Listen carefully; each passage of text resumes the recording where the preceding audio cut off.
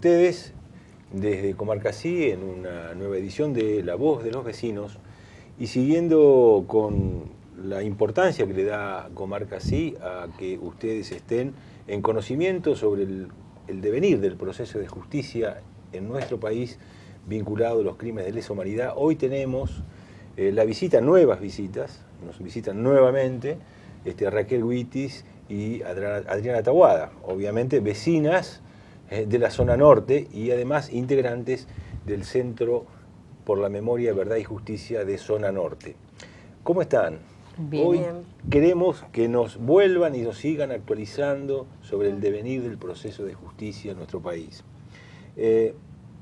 Yo como para empezar, nada más, no quiero hacerles la agenda a ustedes, pero te preguntaría, Adriana, en virtud de que vos sos integrante del Instituto, contra el Genocidio, digamos, que hace años trabaja en la Universidad Nacional de 3 de Febrero. Hay una designación muy importante en nuestro país, que es la de Daniel Feierstein.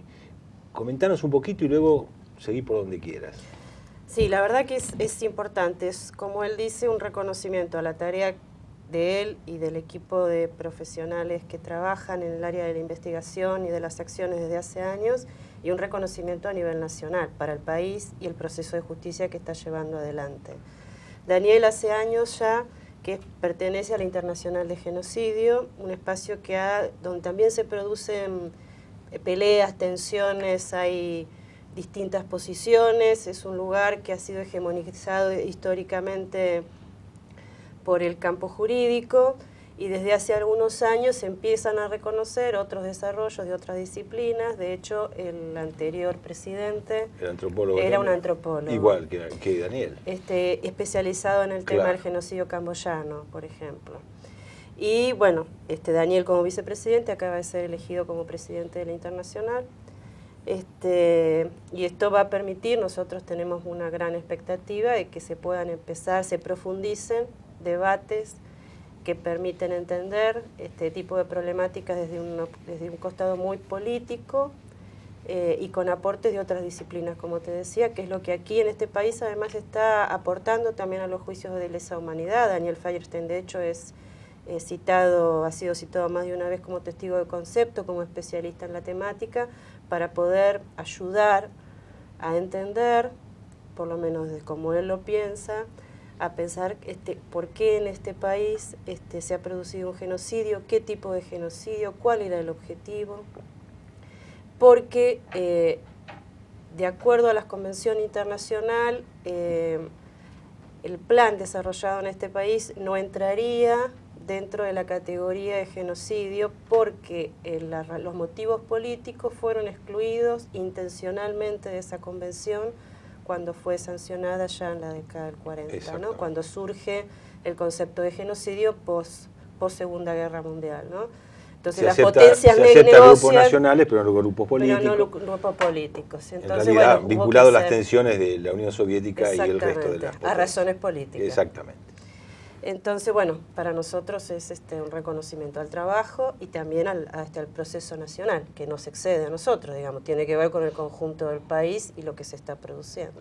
Desde el punto de vista conceptual, digamos, uno daría la impresión, porque digamos, el instituto estuvo localizado en un ámbito universitario, sí. Este componente internacional que tiene, a veces aleja, digamos, la importancia en términos prácticos en el proceso de justicia de los estudios y los análisis que ha hecho el instituto alrededor de la conceptualización del genocidio. Básicamente, diríamos, que genera una apreciación con respecto a lo que es un genocidio, a lo que son crímenes de lesa humanidad, es decir, o crímenes contra la humanidad, que a veces dentro del movimiento de derechos humanos lo usamos como sinónimos, pero tienen connotaciones diferentes, ¿no? Absolutamente diferentes. Primero quiero hacerte una aclaración, que es el Centro de Estudios sobre Genocidio, que así se llama el espacio de la Universidad Nacional de 3 de Febrero, es un espacio académico, es un espacio de investigación, pero Daniel nunca ha perdido de vista que hemos sido formados por el Estado, que estos desarrollos se hacen dentro del Estado y que hay una obligación nuestra de devolverle a la sociedad eso que la sociedad también ha puesto en nosotros, ¿no? digo nosotros porque soy parte del centro, en ese sentido digo lo de nosotros. El mes pasado nosotros comentamos el proyecto que llevamos adelante de asistencia de jóvenes a juicio de lesa humanidad. Ese proyecto tiene una pata que está en el Centro de Estudio de Genocidio, claro. O sea, hay una parte de extensión y de trabajo social en la sociedad que tiene que ver en donde está involucrado el Centro de Estudio. O sea que nunca, en la medida de lo posible, digamos, esta articulación se intenta llevar adelante. Eso por un lado. Y con respecto a lo de genocidio y lesa humanidad, hay un tema que es importante, hay un ejemplo muy claro que se suele utilizar y lo voy a usar también porque me parece que es muy gráfico, es que no todo crimen, no toda ofensa se convierte en genocidio y no tiene que ver con la cantidad de muertos tampoco. Las bombas de Hiroshima y Nagasaki, las bombas atómicas, mataron a cientos de miles. Sin embargo, no fue un genocidio. ¿Por qué? Porque el objetivo, y este es el desarrollo que se ha hecho, digamos, hay una matanza que es indiscriminada. En el genocidio hay un objetivo claro y lo que se intenta eliminar tiene ese paraguas del objetivo al cual se intenta llegar. Y hay una necesidad de poder transformar, por eso se habla de prácticas sociales genocidas, hay una intención de poder transformar los modos de hacer que tiene una sociedad. Al transformar esos modos de hacer, eliminando una parte, lo que se transforma es la identidad de esa población y la identidad que se toma es la del agresor. Este es el objetivo. Las bombas, por ejemplo, no tenían ese objetivo. Esto es como para poder... Interesante rápido. Y muy gráfico el ejemplo que pones. Pero bueno, en algún otro momento vamos a hacer un programa específico de diferenciación de estos conceptos y en términos de nuestra vida cotidiana, cómo sirven para el análisis de nuestra historia reciente.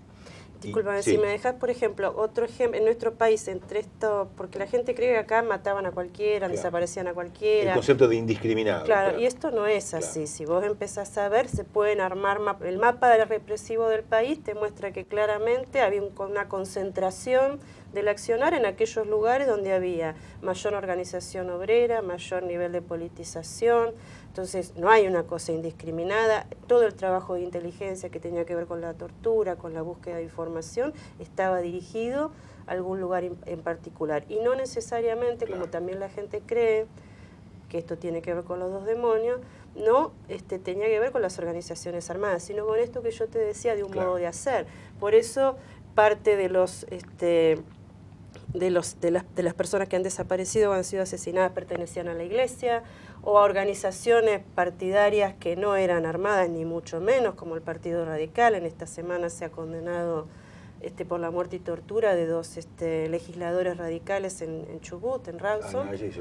Exactamente. Entonces, esto te muestra que el objetivo no estaba puesto en una organización o en una forma de lucha, sino que era otro. Bien. Seguimos. ¿Terminó el silencio, Raquel? Parece que sí. Terminó el silencio. Terminó el silencio. El 13 de junio se hizo una inspección ocular en una isla del Delta llamada El Silencio, que pertenecía al arzobispado de Buenos Aires. Hubo varios sobrevivientes que pudieron, y en realidad fue por el impulso de estos sobrevivientes que se llega a esta inspección ocular.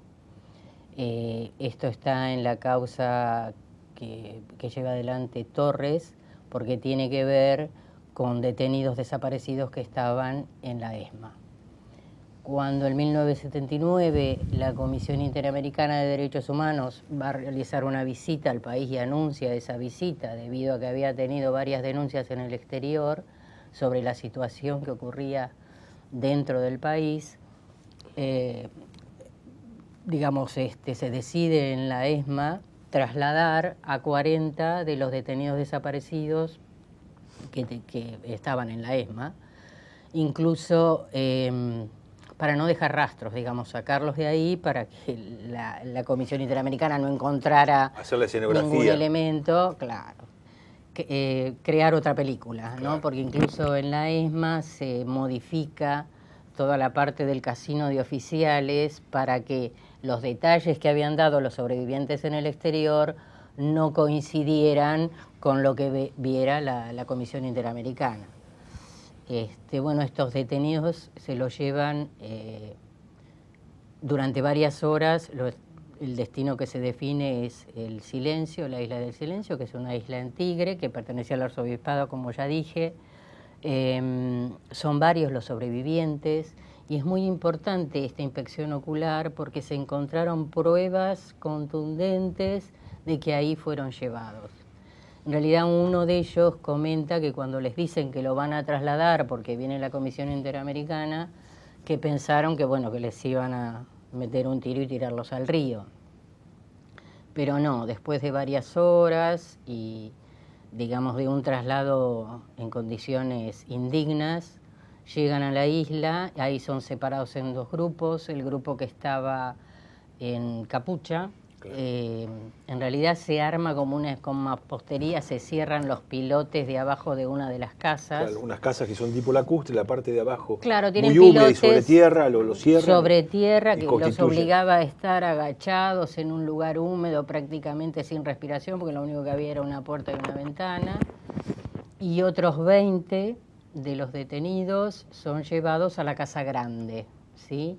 Estos son obligados a realizar trabajo forzado en el lugar, trabajo esclavo. Ellos tenían que cortar los árboles, álamos y no sé qué otro tipo de árboles. Y una serie de vegetaciones que se utilizan para los hilos, ¿no? Digamos, tienen uso industrial. Sí, tienen uso industrial, es decir, ellos eran obligados a un trabajo esclavo, claro. Debían cortar los árboles, cargar los troncos. Y hay dos mujeres, una de ellas es Cabezas, y hay otra mujer que la obligan, ¿no es cierto?, en una cocina económica, a cocinar no solo para los militares, es decir, para todo el mundo que estaba en ese momento en la isla. La mamá de los Cabezas. La mamá de los muchachos Cabezas. Sí, Jara Cabezas. Jara Cabezas. No me puedo acordar del nombre. Telma Jara de Cabezas.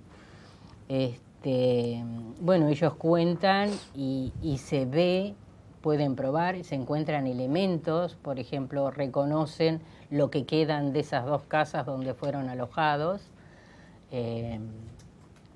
Cuentan, por ejemplo, encuentran una piedra grande donde afilaban los machetes para poder realizar el trabajo esclavo.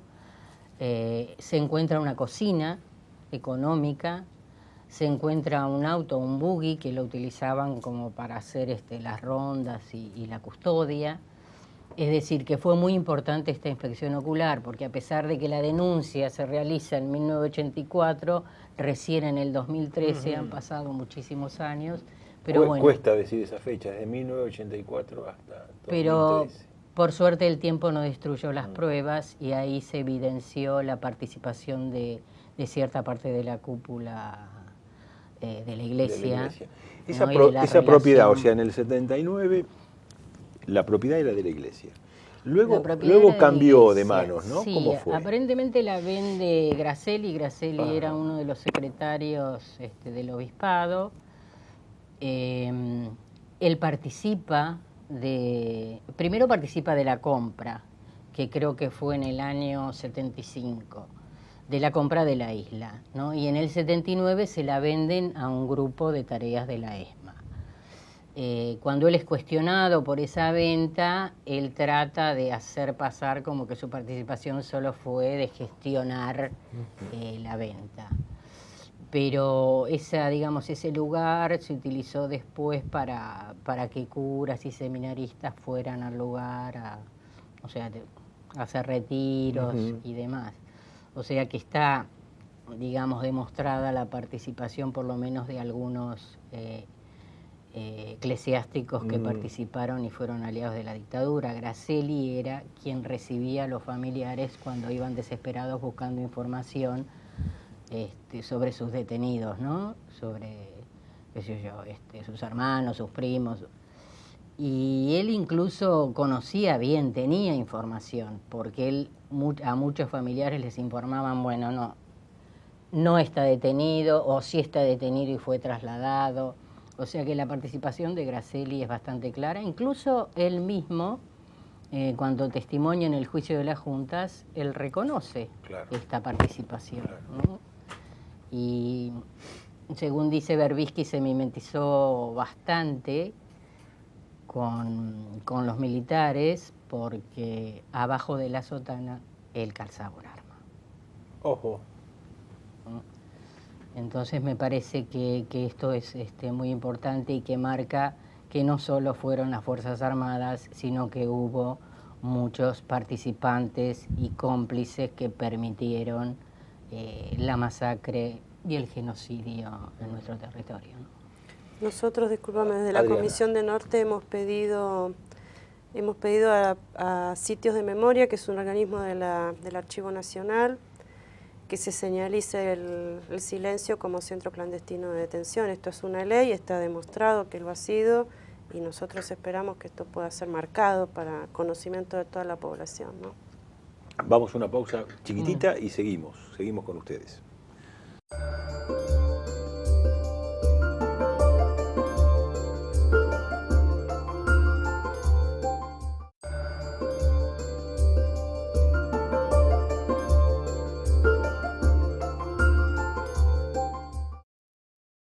Bueno, seguimos con vecinas de la zona norte, Raquel y Adriana.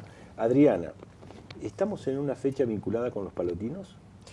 Sí, el 4 de julio del año 76, un grupo de tareas ingresa a la iglesia San Patricio en Belgrano y se produce una masacre. Ahí asesinan a 3 curas y a 2 seminaristas, que es lo que se conoce como la masacre de los curas palotinos. Se conmemora ahora 37 años. Esto se enmarca, una de las hipótesis se enmarca unos días antes, se había producido el estallido de una bomba en la Superintendencia en Coordinación Federal, y en represalia los militares mataron en 72 horas más de 100 personas. Entre las 100 personas estaban los curas palotinos que estaban enrolados en la teoría de la liberación. Nuevamente el tema de las prácticas, ¿no? Nuevamente el tema de las prácticas. Así como estaban los Gracelli, un hombre nefasto para los familiares y para la Iglesia Católica, estaban los otros, aquellos que sí fueron solidarios en los momentos más difíciles, pero que además venían con opciones de trabajo efectivamente cristianas, ¿no? Alguien me dijo una vez que no sé si lo decía él o es algo que se dice, están los curas católicos y los curas cristianos. Ajá. Y a mí me pareció que era como muy claro también, muy gráfico. También, claro. Bien. Discúlpame, también sí. en estos días ahí se conmemora también el asesinato en un accidente del obispo Ponce de León en San Nicolás. Que se encamina al juicio, ¿no? ¿Va a haber alguna actividad al respecto? Con respecto en San Nicolás, creo que el día 10 de julio se va a producir allí un homenaje de los grupos vinculados a todo el trabajo de memoria y justicia, ¿no? Bien. ¿Hay una causa específica con respecto a eso, Adriana? Sí, pero esa cursa en Rosario. En Rosario. Porque los hechos de San Nicolás pertenecen a la jurisdicción de Rosario. Bien. No sé en qué momento se va a producir, pero está elevado a juicio oral eso. Bien. Con respecto al tema del juicio al quinto cuerpo, yo no sé a quién le pregunto, ustedes díganme. Gil Carbó, la procuradora, hizo una apreciación interesante. Vos decís, Adriana, sí, ahora, a ver, ¿cómo es esto? Porque hay, supongo que saben, y si no se les cuenta, que la ley permite que todo preso mayor de 70 años, que tenga condiciones de salud personales de cuidado, pueda cursar lo que le reste de detención. Claro, la detención es en domicilio, en otro lugar. Esto tiene que ver con que no se produzca en la cárcel las mismas razones, las condiciones inhumanas que uno trata de evitar en las cárceles, claro, en la vida de la gente, más allá de que sea un condenado por delitos, ¿no? Viene ocurriendo que en los casos de lesa humanidad, de los condenados de lesa humanidad, los jueces empiezan a usar discrecionalmente esta legislación, y basta con tener más de 70 años para que les permitan volver a su casa. Es toda una pelea que se va dando dentro del sistema, pero los jueces vienen muy reticentes en este sentido y van avanzando. Y hay una pelea que se empieza a dar o se empieza a profundizar, porque no se empieza a dar ahora, viene de antes, pero se empieza a profundizar ahora en el caso de Bahía Blanca, porque un condenado solo por tener 70 lo mandaron a la casa. El fiscal apela, casación, Cámara primero y casación después, ratifican lo que dice el juez, o sea, lo llevan a su casa, y entonces la Procuradora General, o sea, la máxima autoridad del Ministerio Público Fiscal, en este momento ha hecho una presentación para dar batalla legal en la Corte. Bien. En la Corte, digamos, para que el derecho se aplique cuando debe aplicarse. Claro. Y no cuando no debe aplicarse, porque si el preso no tiene, lo único argumento es que tiene más de 70 años, que se quede en la cárcel. Raquel, ¿querías decir algo? Sí, que igual que esto no se produce solo en los juicios con los imputados de delitos de lesa humanidad, esto ocurre también en los imputados por otro tipo de delitos y delitos graves, hablamos de homicidio. En general lo que uno ve es eso, que aquel que tiene poder o que puede tener un abogado que siga y que impulse determinados pedidos frente a la justicia, sí consigue este beneficio, ¿no?, entre comillas, de pasar a prisión domiciliaria. Pero aquellos, yo me he enterado de gente que tiene 80 años y que todavía sigue detenida y que sus condiciones de salud no son buenas. Entonces digo, esto ocurre siempre. Hay algunos que tienen el privilegio porque pueden acceder a él, pero hay otros que siguen presos en la cárcel y no pueden acceder. Incluso te digo más, en la causa de Mariano, cuando se le impone la segunda condena a Rubén Emil Champonois, que cuando lo mata Mariano tenía 26 años y 7 años después tenía 30 y pico, Claro. Como venía con ya estaba en condicional, a pesar de que se le incrementa la cantidad de años a cumplir, los jueces definen prisión domiciliaria. Entonces digo, esto tiene que ver también con otras cosas, ¿no? A veces a través de la justicia se legitiman privilegios que nunca debieron ser dados. Es que además, discúlpame, no solamente vuelven a domicilio, sino que como no hay un control como corresponde, hay muchos casos ya denunciados donde después se revierte la prisión domiciliaria, donde los encuentran en los shopping, tomando café en una confitería. O como Catalina de Santis, que se cruza cuando ella salía con su apropiador. Que andaba en bicicleta. Que andaba en bicicleta. ¿Cómo relátenlo, a ver? Catalina de Santis fue una nieta apropiada. Sí.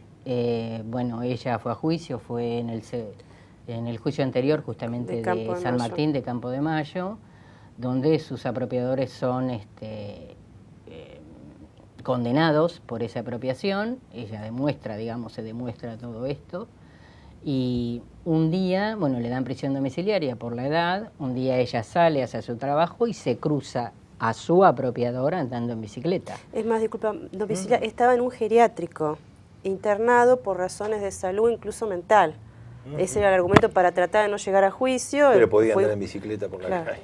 No, el problema es ese, ¿no? Aquel que tiene acceso a determinadas cosas puede simular un montón de situaciones que otras personas que no tienen la posibilidad económica no tienen el acceso a nada. Ni siquiera cuando le corresponde por ahí, como esté preso de 80 años, a tener prisión domiciliaria. Adriana, te estabas por decir algo. No, completaba esta información de Catalina, esto de la impunidad con que pueden moverse, andar y desandar, y riéndose de todos nosotros, porque después de todo son condenados por los crímenes más atroces, por los peores crímenes que conocemos y con una cantidad de y lo derechos. peor es que en general es el familiar el que acerca hacia el tribunal digamos, esta información, ¿no? De que se está incumpliendo o de que no, digamos, no se lleva a cabo con la condena. Y yo digo, entonces, que en realidad la reparación es relativa. Porque si no hay controles eficientes de la justicia, si no hay un seguimiento del cumplimiento de las condenas, la reparación es relativa. Porque la impunidad para mí prevalece. Claro. Una síntesis o una puesta a punto sobre el tema Plan Cóndor. A ver. Ay, Plan Cóndor. Ay, a ver si me acuerdo. Bueno, el Plan Cóndor también es una causa que se inició... Hace mucho. Hace bastante, digamos, porque también tuvo todo el proceso de declarar la inconstitucionalidad de la obediencia debida, de la ley de obediencia debida y punto final. por eso las presentaciones fueron hechas en distintos años. En el 99 fue, 99, 2007 y 2008, por eso hay 3 causas. Está Plan Cóndor 1, Plan Cóndor 2 y Plan Cóndor 3. Y están vinculadas con otro centro clandestino que es Automotores Orletti, con otra causa, porque en general todos los detenidos desaparecidos iban a ese centro clandestino.